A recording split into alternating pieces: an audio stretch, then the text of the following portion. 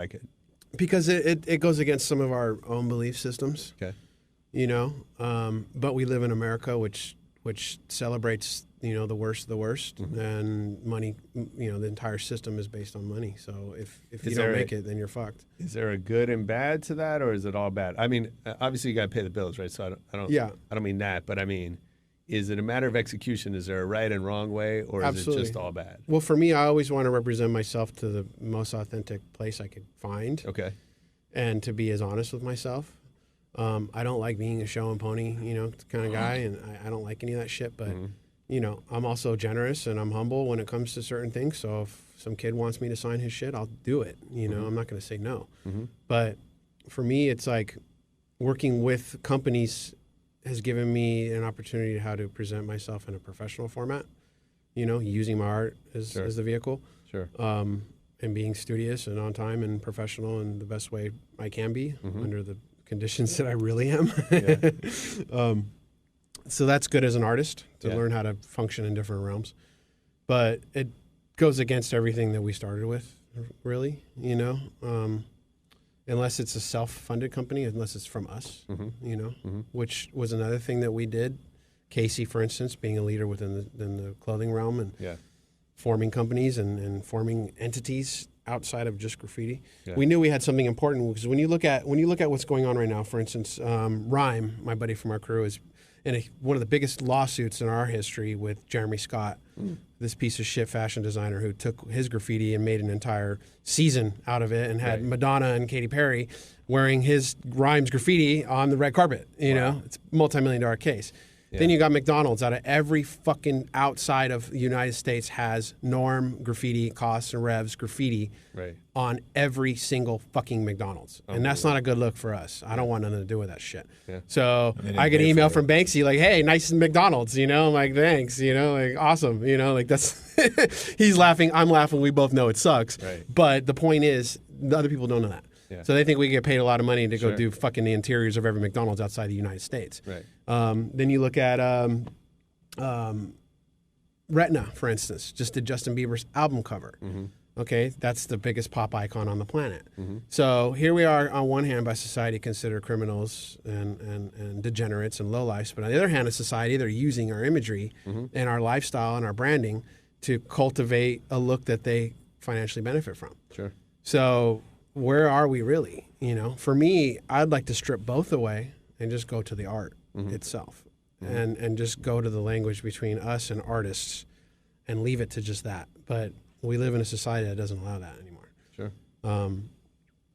So I want to talk about the art a little bit, but go back a little bit to you're talking about the importance of crews, right? And you know, this chain of command and why is that important? I mean, that was just a reflection of Los Angeles and urban American environments. When you go to Europe, you know, everyone had crews, but everybody kind of operated on a softer spoken point of view. I think because in LA during that time frame, gangs were so prevalent, we all kind of cross-pollinated. And so there were certain rules and certain codes that kind of crossed over. A lot of that also triple crossed over from jail culture. So there was a certain way you had to present yourself on the street or with other people, other guys. Just out of pure bravado, who type of dude are you and can you hold your own? You know, it's all bullshit, but it's how men operate. You know, I mean, it's very typical of all men's societies. That was one of the first things that got me excited about graffiti. I had to go to a party and people would be like, what you write? The first time someone said to me, I'm like, what you talking about, man? What do you mean, what do I write? You know what I mean? And I was like, but I got used to that real quick. You know what I mean? It's like instead of where you're from, what you write. You know, it's a very clear distinction that those two are related to each other for that, you know, meet and greet. Like, you know, I got hit up coming out of 7-Eleven one time on Reseda with a TCF hat on by some Reseda dudes, and it got pretty thick pretty quick, you know what I mean? But I'm a tagger, and they're gang, so definitely urban landscape piece to the puzzle of why it kind of went down that that's way. Americana at its finest, you know what I'm saying? Like, just dudes and especially in LA, packs, you got so many different neighborhoods, right? And all these different writers are I mean, look where we are right all now. these different neighborhoods. We're in Culver City. Like, right around the corner I from see a projects. totally different Culver City than... But it's like all these different dudes in different neighborhoods start doing graffiti instead of gangs, and some gang members are doing graffiti. It's really pollinated and cross-pollinated. So in graffiti, having some sort of crew to one, back you up when you got in trouble. So Yeah, you couldn't be alone. yeah, You couldn't be alone. and then two, just help you kind of navigate your way through the politics involved in the shit was helpful too, because there's some powerful people in the graffiti community in Los Angeles. Like, we're probably by far the roughest fucking graffiti hood in North America, for sure. Yeah. You know, I mean, New York's got their thing, but as far as graffiti, I don't think it's anywhere near what we were going through in the early 90s. And that had more to do with gang politics, kind of mingling in. I mean, it even got as crazy as all the way in the suburbs. In Thousand Oaks, I had a drive-by on my house and made the front page news. You know, I mean, it was a part of the culture. real. Yeah. It was a part of all guys getting together, getting wasted, and proving themselves. Listen, this is perfect.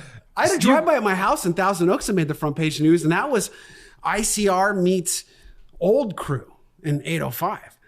And I threw a party, and Casey and everyone else found out about it and drove to 805. And then all of a sudden I heard all this ruckus, and then Casey and ICR were beating the fuck out of my old friends.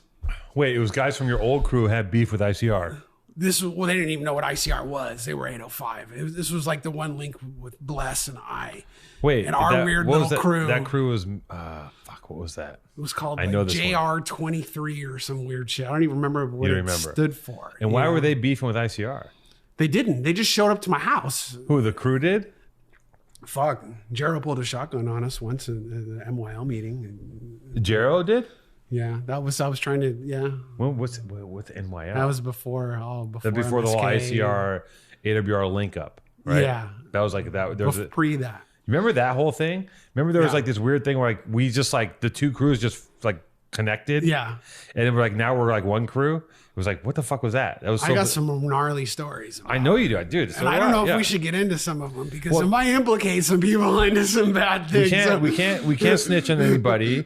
And I'm almost like, can I talk freely about shit? What can't we talk freely? That's why we're a little like guarded. No, we can talk about anything. We just can't say names. We can't paint any crimes on anybody. But we don't want to paint such a bad picture. It's not a bad picture. But we did. It wasn't a bad picture, but it was. But listen, it was part of the deal. There was a crime. There was a criminal element. Not as bad as some. We weren't driving around shooting people. But like there was an element. Well, who are you? Depends on who you're talking to. Okay, some people were. I mean, you and I were not. No, but I see awesome things. And hey, go to we're going at 8:05 tonight. Let's go, everyone go. Right. So all these maniacs showed up to my house that I looked up to, so I couldn't say no to any of these guys. But you're already in the crew at this point, right? Not yet. Oh, this is before. Really? Yeah, cool. It was like right then. It was like right when I had to make. But a decision. Casey was already hanging out with them before you got in. Yeah, because he knew ICR. He knew. Oh, okay. Weird. I guess my timeline might be fucked up too. One of us has got a foggy timeline, and I could be just. Well, we guilty. both have reasons why we have foggy timelines. True. So I heard all this ruckus. Yeah. And they were just beating the fuck out of these kids. Yeah. So I tried to separate it, and then they ran off, and then an hour later came back, and then jumped out their car and just started shooting at my house. And shot Keen in the foot. Oh, that's right. I remember. And then Keen got shot in the foot, but he had steel toes on, so it bounced off his foot and like broke his toe. So of course this is 8:05. So every single sheriff and fucking cop was at my house within 2 minutes, including the news. So they had to sort all this shit out, and then. But Keen wasn't from ICR at that point, right? Yeah, he was like, I guess, I don't know, UFK, ICR. Holy shit. Yeah, we need a fact checker. To come on here. This was like, dude, we're gonna get in fucking trouble with this shit. Oh my god! So my parents were out of town. Yeah, my house was destroyed. There was a shooting at my house. That's crazy. My old friends now wanted to kill me. Right. Because they thought you set them up, of course. Something like that. It definitely looks that way. And then ICR, someone from ICR got shot in the foot. So my parents come. Try not to see this shit. I didn't know what to do, so all I could do was just leave the front page news just on the table for my parents. That's how you broke it to them. I didn't have any other way, so I couldn't hide it. Oh my god, dude! You know, like don't grow up in the suburbs. If you're in the suburbs, move into the shittiest part of the city as soon as you can to see the reality of it. Yeah. Don't make your own. Don't make it up as you go along, everybody. Okay. Oh, fuck. So I got in trouble. Yeah, I can imagine. And then what? So I just went with it. Fuck. Well, then the guys were like, "We're gonna kill you." Yeah. So I just said sorry as much as I could. So this is okay. I understand what this is. And then somebody came to my house. A group of guys a week later came to my house during a dinner and kicked in my front door. So my mom's answering the door and they kicked down the whole front door like a fucking SWAT team. And it was some other dudes. I don't even know who the fuck they were. You just brought so much beef. And I just came home and I was like, what happened? And they're like, all these crazy guys showed up and kicked in your door. And I was like, they're like, what I don't even know who they are. And you're like, Mom, I'm just getting started. I'm only 16. Oh, let's go harder. You're not even, you're in that period. There's a terrible thing when you're a young writer before you get in a crew, especially a young teenage writer. Well, at least was for our crew, where you get hazed and dogged out so fucking much. Yeah. They just like young guys coming around back then would get fucked with. Like they just terrorize you guys. Yeah. And the weak dudes would fucking bow out and not make it. And the dudes that held on, the psychos, like Saber, would hold on and be like, okay, I'm gonna keep my boots on this motherfucker and stomp around a bit.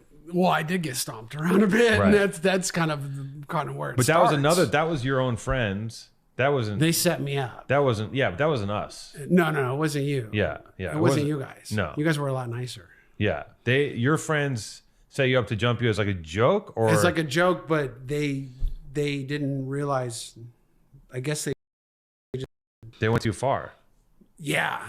Well, I remember being that age when this is the thing about being with a pack of young men. Yeah. Like it gets weird because you get into this thing where you're like, and like, you're like, there's like 10, 15-year-old, like 10 fucking 17-year-olds, 16-year-olds, 18 year like it's no good. Because you just start doing and like all of a sudden you'll be doing something and something will happen and all of a sudden you're like and they just start beating somebody and like everyone gets all excited and fucking horny and like I'm gonna kill them, like all that weird testosterone just flares up and like there is a thing. Like I think toxic masculinity is real because for sure you're a victim of it. On it, right? You know?